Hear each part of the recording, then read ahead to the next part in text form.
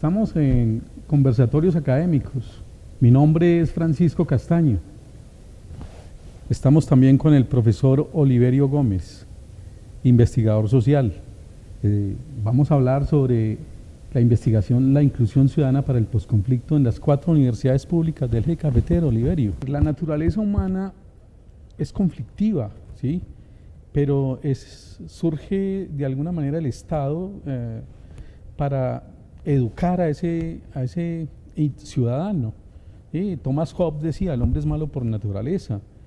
Jean-Jacques Rousseau decía, no, el hombre es bueno por naturaleza, pero coincidían en que había que crear una instancia que regulara a ese ciudadano, a esos ímpetus individuales, ese Estado que surge allí, que entre otras cosas tiene una institución muy importante que es la academia, la educativa, es de la cual nosotros estamos preocupados hoy.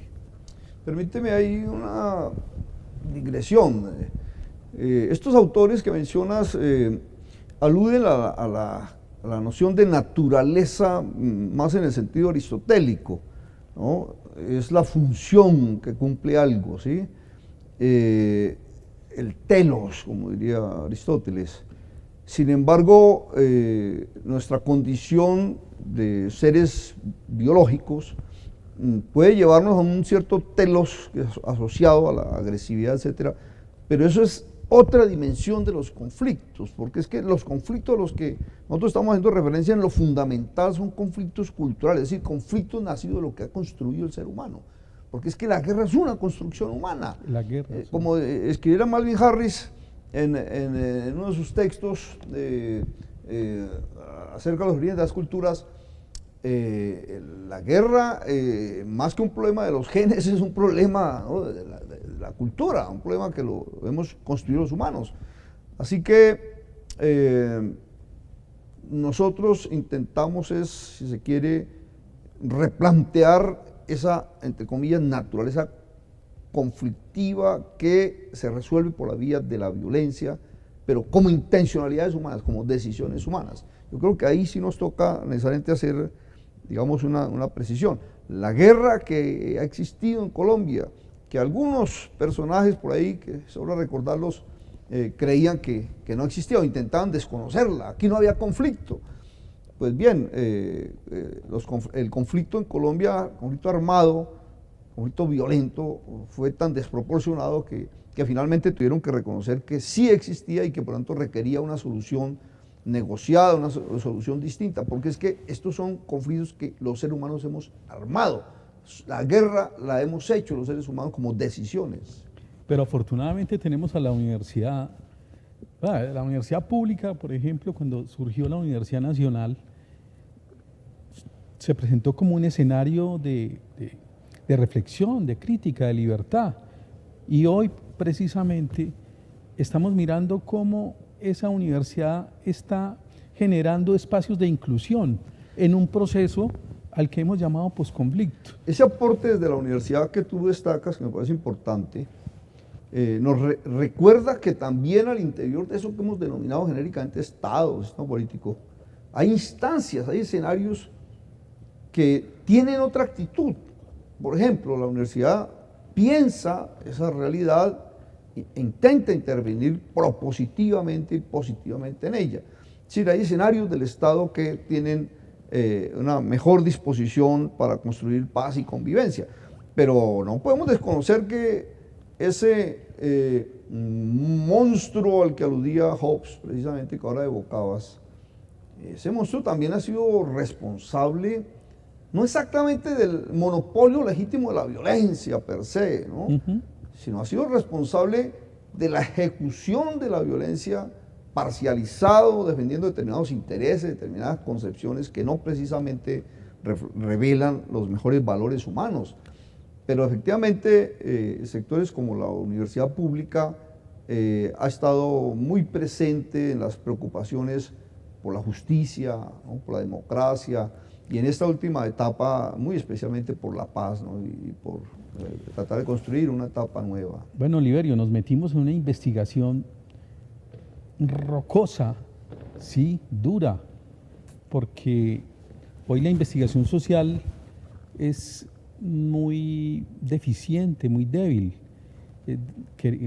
Quisiéramos que esta investigación impulsara nuevas investigaciones en la región y en el país, porque en realidad tenemos a nuestro favor cuatro universidades públicas en nuestra zona muy importantes y que se creía que no estaban comprometidas con el tema de solución o de resolución de conflictos, porque encontramos cosas muy interesantes, por ejemplo, en la Universidad Tecnológica de Pereira.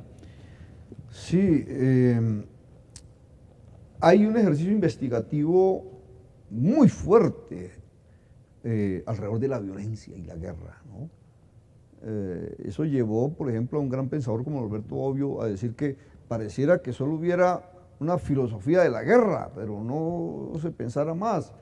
Pues hay que decir que con las investigaciones en la última etapa y esta, la nuestra, hemos hecho un aporte a algo diferente, que es trabajar por construir, parafraseando a Bobbio, una filosofía de la paz.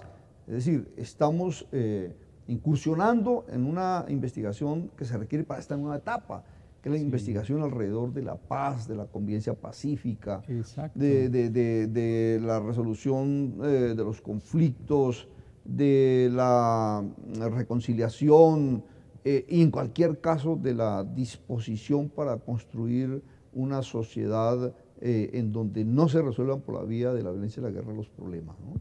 Yo creo que en eso hemos incursionado y eso es un buen aporte a la sociedad. Sí, ese hito histórico que tuvimos recientemente de los acuerdos de La Habana y del Teatro Colón fueron como nuestra inspiración. O sea, y que muchos colombianos están esperanzados en que por fin esa terminación de la guerra nos lleve a escenarios de progreso, de desarrollo humano, es decir, de ser más competitivos o competentes en la sociedad moderna. Ciertas voces de antes de los acuerdos ya se preocupaban por la paz y se preocupaban por los derechos humanos y por encontrar soluciones a este conflicto armado interno. En esta etapa, claro, fue un detonante, fue una inspiración haberse producido esos acuerdos. Un libro, por ejemplo, como el que produjeron los del Centro de Memoria Histórica, o como el que produjeron la comisión esta que se formó con los acuerdos de La Habana, la comisión para que hizo el libro de contribución al estudio del conflicto armado en Colombia. Esos aportes realmente son inéditos, son muy valiosos, ¿no? Porque están pensando el conflicto, haciendo lectura de realidad, pero también están pensando entonces en perspectiva cómo se construye un país reconciliado. Y yo creo que ese aporte es valioso, es otra mirada que hace ya la academia y nosotros desde la universidad pública venimos alentando ese proceso. Nuestro aporte, nuestro esfuerzo de este año y medio realmente va en ese camino y eso va a ser valorado.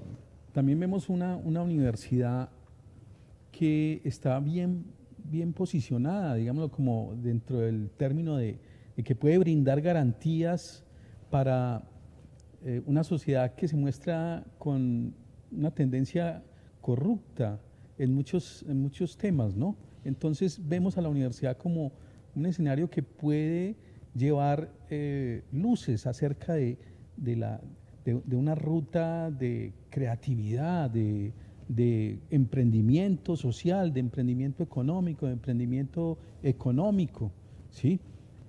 Es decir, que eso que estamos averiguando allí, esas dimensiones que nos propusimos en la investigación desde lo social, ¿sí? Esa dimensión social, esa dimensión política, esa dimensión económica laboral, esa dimensión administrativa, ¿sí? Y la dimensión académica, nos abrieron un análisis interesante allí, Oliverio. Sí, esos son áreas de la realidad colombiana, ¿no? En este caso de la región, donde pues se decide en lo fundamental si se logra o no incluir a sectores que han sido excluidos de los beneficios de la sociedad, que han sido victimizados Yo creo que si se atiende a esas áreas, y especialmente desde la universidad pública, pues se va a hacer un gran aporte a la inclusión ciudadana y en general a la construcción de esta etapa del posconflicto. Hay mucha gente que conspira contra el conflicto, mucha gente que conspira contra la paz, gente que vive además de la guerra. No olvidemos que hay sectores que tienen muchos intereses, ¿no?, la guerra y la violencia. Pero desde la universidad pública lo que se avisora es que hay una gran preocupación por aportar a esas importantísimas tareas para una sociedad mejor. Yo creo que ahí se ha avanzado. Bueno, falta mucho por hacer, ¿no? En esas dimensiones, como se evidenció en la investigación, aún hay, digamos, muchas limitaciones, pero se está avanzando, se están haciendo cosas. Yo quedé gratamente impresionado viendo las experiencias en algunas de estas universidades, ¿no? Cosas que se hay que la gente no conoce, ¿no? Por eso es tan importante, ojalá pudiéramos llegar a publicar ese informe, porque la gente tiene que saber la cantidad de esfuerzos que se hacen desde la universidad pública, complementados en esta etapa con lo que se propuso la Mesa de Gobernabilidad y Paz del SUE, no olvidemos, ¿no? Exacto. El sistema universitario Ese es tal vez aportado... el escenario más importante que hemos encontrado en este proceso, del cual hemos hecho parte, ¿cierto? El sistema universitario estatal en el eje cafetero y ante todo la mesa esa de gobernabilidad y paz, sí, que nos muestra que hay un germen que puede crecer y que puede mostrar que debemos hacer y debemos generar más planes, más programas y aprender de lo que está haciendo la Universidad de Caldas o de lo que estamos haciendo nosotros en la Universidad del Quindío o lo que está haciendo la Universidad del Quindío tan importante. El programa de trabajo social, por ejemplo, del cual hemos generado esta investigación, en el cual hemos contado con unos valiosos estudiantes, una colaboración muy importante de estudiantes allí, Oliverio, ¿no? Sí, las universidades vienen poniéndose a tono con los retos del país actual. Esa es la impresión que me quedó. El hecho de que, por ejemplo, en su misión, visión, empiecen a hablar de educar para la paz y el posconflicto. Eso ya es un gran avance. Hay algunas de estas universidades que vienen desarrollando planes muy importantes, observatorios de paz, vienen haciendo mesas de concertación, de reconciliación. Los diplomados en paz, en posconflicto que hizo la universidad acá. Posconflicto, en derechos humanos, sí. Ese centro tan especial que tenemos acá de CEPAS, donde hacen prácticas académicas los estudiantes, donde hay niños y niñas vulnerables que tenemos acá en la universidad y a las que le estamos acogiendo gracias a ese convenio con Bienestar Familiar, pero que digamos que la universidad tiene iniciativas allí muy importantes. Sí, se hacen esfuerzos valiosos. Se podrían mencionar muchos ejemplos de lo que se viene haciendo que nos muestran unas universidades que se están, llamémoslo así, repensando para esta nueva etapa, ¿no? Ojalá continúe esa disposición. Hay amenazas sobre las propias universidades públicas en el sentido de tanto las amenazas de todos estos sectores criminales que vienen impidiendo la libertad de expresión, que vienen amenazando a los defensores de derechos humanos, que vienen asesinando líderes sociales. Todas esas amenazas también están ahí presentes como espada de Damocles sobre las universidades públicas. Hay amenazas de, por ejemplo, el problema presupuestal también, ¿no? La disminución del presupuesto para las universidades públicas, etcétera, etcétera. Pero a pesar de todas esas amenazas, yo veo una universidad que cada vez intenta ponerse más a tono con los tiempos que se están viviendo y con los retos que tenemos para la sociedad colombiana en esta etapa del posconflicto. Es decir, en la tarea de construir una etapa posterior a ese dramático y sangriento conflicto armado que tuvimos en Colombia, y, por tanto, una etapa en la que haya posibilidades de convivencia pacífica, de resiliencia, de reconciliación. Y bueno, hay muchos más retos, digamos, para esa etapa, la misma tarea de la justicia social, de la democracia, ¿no?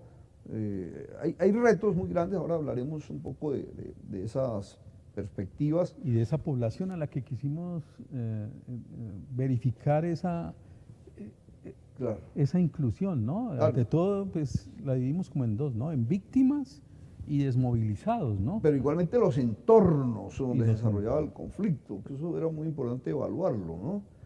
Ahí se hizo un esfuerzo grande de dar cuenta de cómo está esa realidad, digamos, de los principales, llamémosle, actores del proceso de cese de la guerra y por tanto... Y cómo se comportaban también todos los estamentos, ¿no?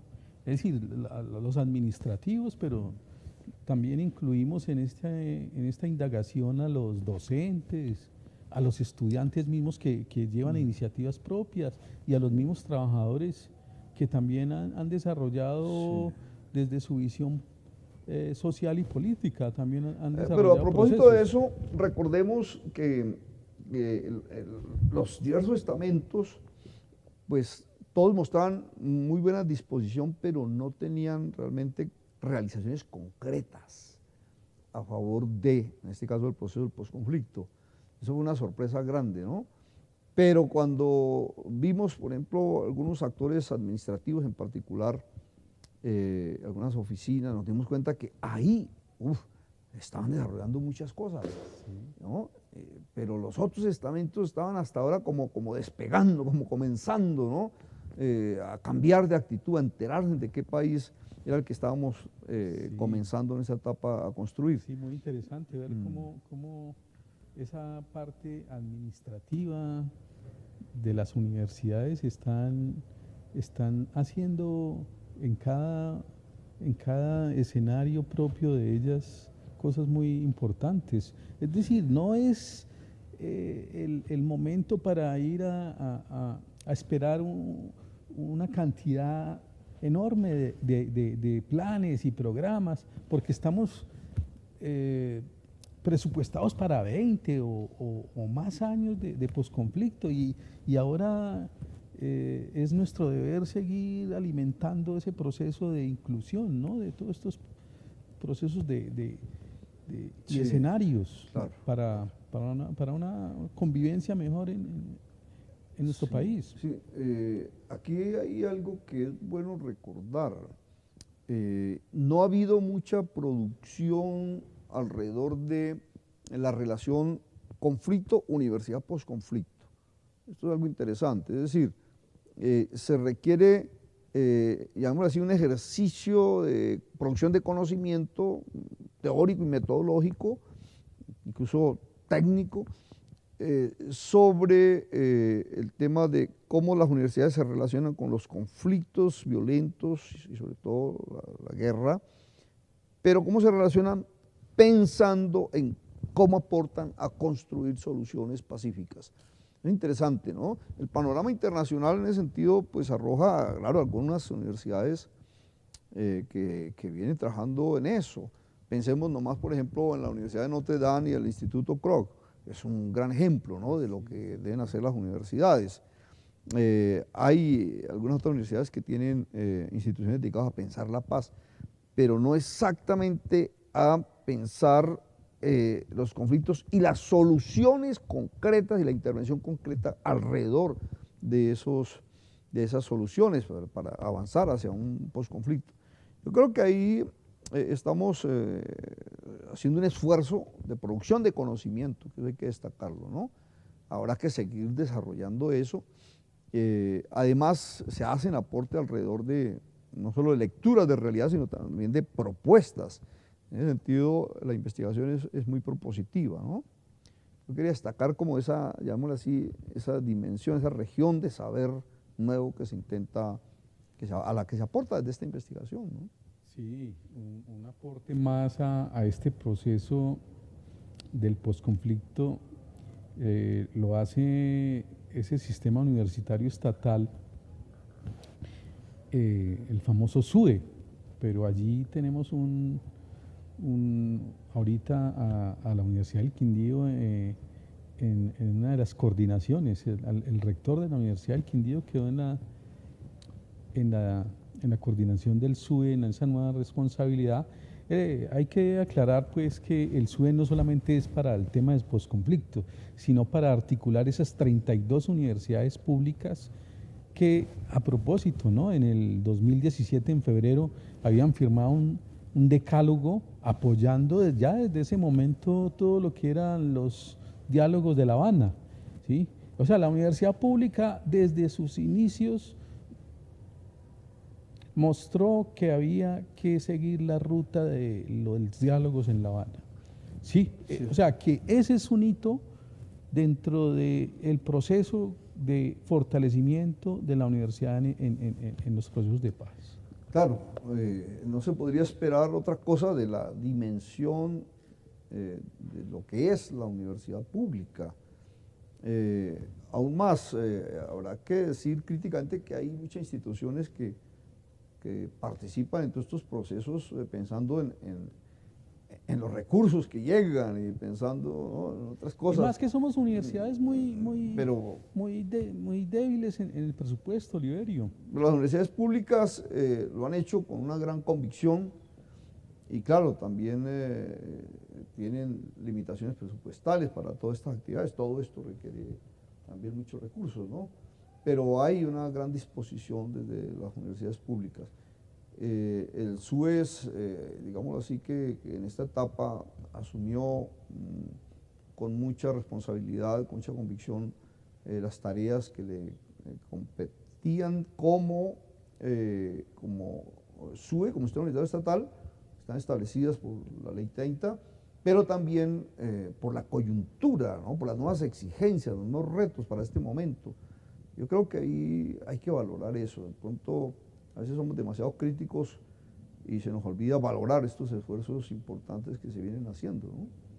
Y también tenemos que mostrar que, es decir, por ejemplo, el programa de trabajo social ha venido haciendo un proceso académico con sus prácticas, ¿cierto?, en comunidades donde los estudiantes han estado más que ningún otro estudiante de la universidad tocando esos escenarios, interviniendo incluso en estos escenarios donde se vive particularmente la exclusión social. Sí, claro, estos programas en varias de estas universidades de la región tienen una gran tarea de extensión social y de intervención social, pero también hay otros programas que colaboran, que participan, como se ha podido apreciar en las 4 universidades, incluso algunas desde otras facultades, incluso de educación u otras, han hecho eventos importantes, ¿no?, alrededor del tema del